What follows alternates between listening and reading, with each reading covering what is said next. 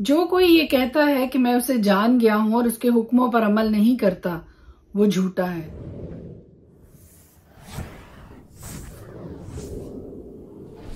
खुदाई कदूस के जिंदा जलाली बाबरकतपुर फजल नाम में एक बार फिर आप सबको सलाम। मेरा नाम एस्टर हारून है और हर रोज खुदा का जिंदा कलाम लेकर आपके सामने आती हूँ और हम मिलकर खुदा के पाक कलाम की तलावत करते हैं और हर रोज एक थॉट सारे दिन के लिए खुदा के पाक कलाम से आसमानी मन की तरह से अपने लिए हासिल करते हैं। आज इंतहाई खूबसूरत थॉट मैं आपके साथ शेयर करने वाली हूँ। खुदा के पाक कलाम में लिखा है कि अगर हम उसके हुक्मों पर अमल करेंगे तो इससे हमें मालूम होगा हम उसे जान गए। हाँ, जो कोई उसके कलाम पर अमल करे उसमें यकीनन खुदा की मोहब्बत कामिल हो गई है। हमें इसी से मालूम होता है कि हम उसमें हैं। जो कोई ये कहता है कि मैं उसमें कायम हूँ तो चाहिए कि ये भी उसी तरह चले जिस तरह वो चलता। तो मेरे अजीजों, खुदा का पाक कलाम बड़ी सफाई के साथ हमें ये बताता है कि अगर कोई ये कहता है कि मैं खुदा को जान गया हूँ, उससे वाकफियत रखता हूँ, लेकिन उसके हुक्मों पर अमल नहीं करता, तो खुदा का कलाम बड़ा सख्त लफ्ज उसके लिए बोलता है कि वो झूठा है और उसमें सच्चाई नहीं। सो आइए, आज थॉट मेरे लिए और आपके लिए ये है कि अगर हम ये समझते हैं, अगर हम ये जानते हैं, अगर हमें ये यकीन है कि हम खुदा से वाकफियत रखते हैं, हम खुदा को जानते हैं, तो उसके हुक्मों पर भी अमल कीजिए। May God bless you. खुदावंद आपके साथ हो। खुदा के पाक कलाम में से आज हम देखेंगे पहला यूहन्ना उसका 4 बाब। ए अजीजो, हर एक रूह का यकीन ना करो, बल्कि रूहों को आजमाओ कि वो खुदा की तरफ से हैं या नहीं, क्योंकि बहुत से झूठे नबी दुनिया में निकल खड़े हुए हैं। खुदा के रूह को तुम इस तरह पहचान सकते हो कि जो कोई रूह इकरार करे कि यीशु मसीह मुजस्सम होकर आया है, वो खुदा की तरफ से है, और जो कोई रूह यीशु का इकरार ना करे, वो खुदा की तरफ से नहीं। और यही मुखालिफ मसीह की रूह है जिसकी खबर तुम सुन चुके हो कि वो आने वाली है, बल्कि अब भी दुनिया में मौजूद है। ए बच्चों, तुम खुदा से हो और उन पर गालिब आ गए हो, क्योंकि जो तुम में है वो उससे बड़ा है जो दुनिया में है। वो दुनिया से है, इस वास्ते दुनिया किसी कहते हैं और दुनिया उनकी सुनती है। हम खुदा से हैं, जो खुदा को जानता है वो हमारी सुनता है, जो खुदा से नहीं वो हमारी नहीं सुनता। इसी से हम हक की रूह और गुमराही की रूह को पहचान लेते हैं। ए अजीजो, आओ हम एक दूसरे से मोहब्बत रखें, क्योंकि मोहब्बत खुदा की तरफ से है, और जो कोई मोहब्बत रखता है वो खुदा से पैदा हुआ है और खुदा को जानता है। जो मोहब्बत नहीं रखता वो खुदा को नहीं जानता, क्योंकि खुदा मोहब्बत है। जो मोहब्बत खुदा को हमसे है वो इससे जाहिर हुई कि खुदा ने अपने इकलौते बेटे को दुनिया में भेजा है ताकि हम उसके सबब से जिंदा रहें। मोहब्बत इसमें नहीं कि हमने खुदा से मोहब्बत की, बल्कि इसमें है कि उसने हमसे मोहब्बत की और हमारे गुनाहों के कफारा के लिए अपने बेटे को भेजा। ए अजीजो, जब खुदा ने हमसे ऐसी मोहब्बत की तो हम पर भी एक दूसरे से मोहब्बत रखना फर्ज है। खुदा को कभी किसी ने नहीं देखा। अगर हम एक दूसरे से मोहब्बत रखते हैं तो खुदा हम में रहता है और उसकी मोहब्बत हमारे दिल में कामिल हो गई है। चूंकि उसने अपने रूह में से हमें दिया है, इससे हम जानते हैं कि हम उसमें कायम रहते हैं और वो हम में। और हमने देख लिया है और गवाही देते हैं कि बाप ने बेटे को दुनिया का मुनज्जी करके भेजा है। जो कोई इकरार करता है कि यीशु खुदा का बेटा है, खुदा उसमें रहता है और वो खुदा में। जो मोहब्बत खुदा को हमसे है उसको हम जान गए और हमें उसका यकीन है। खुदा मोहब्बत है और जो मोहब्बत में कायम रहता है वो खुदा में कायम रहता है और खुदा उसमें कायम रहता है। इसी सबब से मोहब्बत हम में कामिल हो गई है ताकि हमें अदालत के दिन दलेरी हो, क्योंकि जैसा वो है वैसे ही दुनिया में हम भी हैं।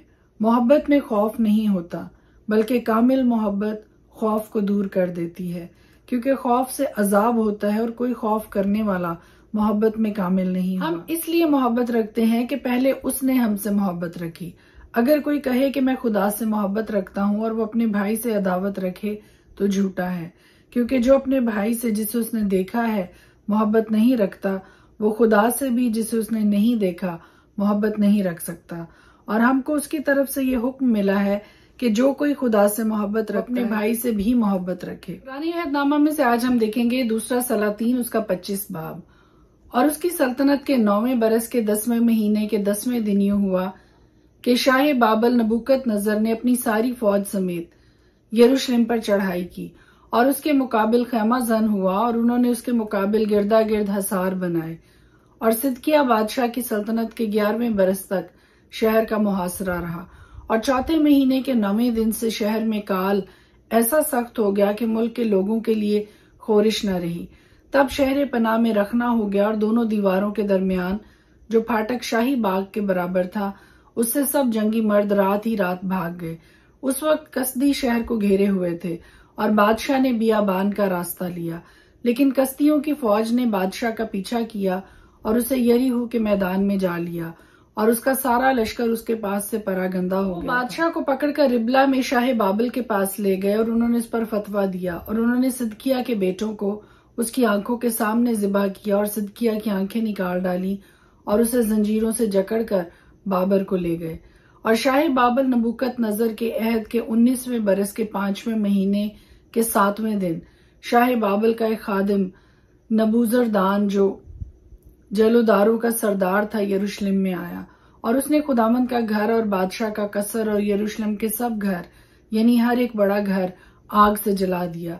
और कसदियों के सारे लश्कर ने जो जलोदारों के सरदार के हमरा था यरूशलेम की फसील को चारों तरफ से गिरा दिया और बाकी लोगों को जो शहर में रह गए थे और उनको जिन्होंने अपनों को छोड़कर शाह बाबिल की पनाह ली थी और अवाम में से जितने बाकी रह गए थे गुजर अदान जलोदारों का सरदार असीर करके ले गया।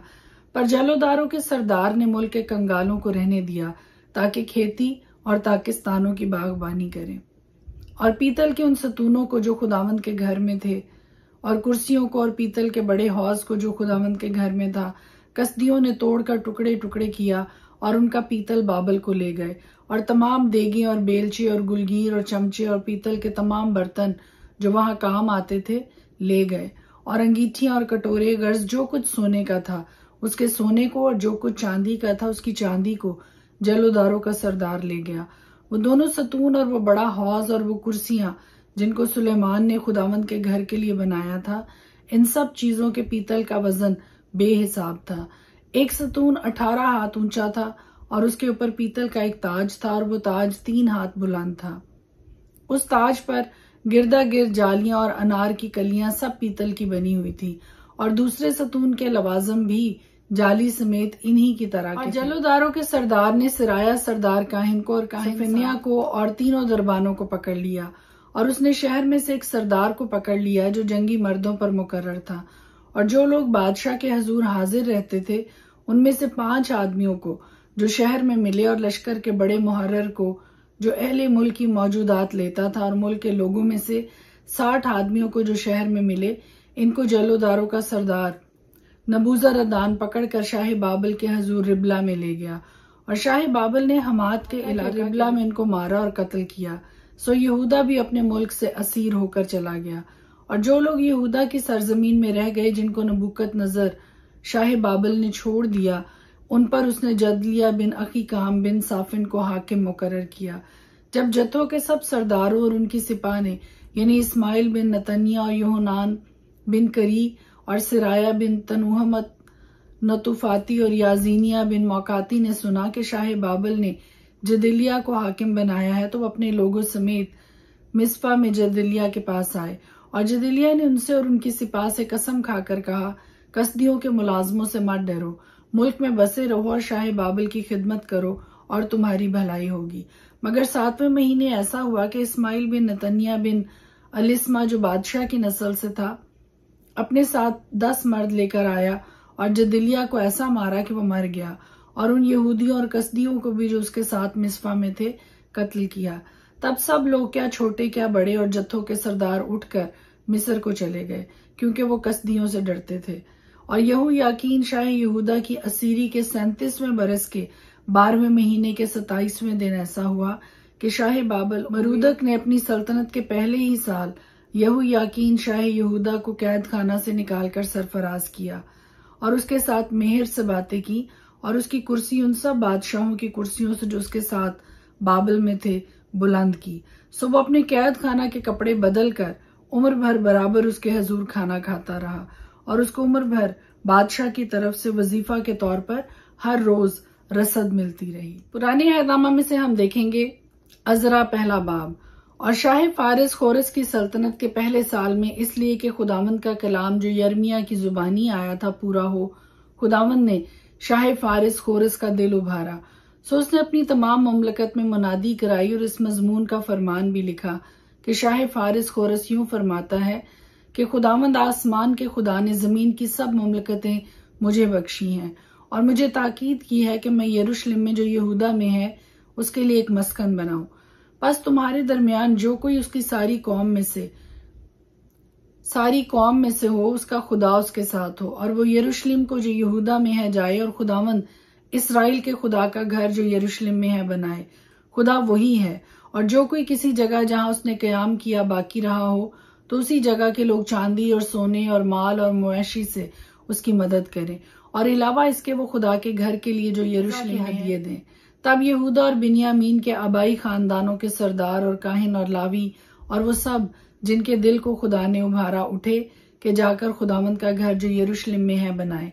और उन सबों ने जो उनके पड़ोस में थे, अलावा उन सब चीजों की जो खुशी से दी गई, चांदी के बर्तनों और सोने और असबाब और मुआशी और कीमती अशिया से उनकी मदद की। और खोरस बादशाह ने भी खुदावंद के घर के उन बर्तनों को निकलवाया जिनको नबूकत नजर यरूशलेम से ले आया था और अपने देवताओं के मंदिर में रखा था।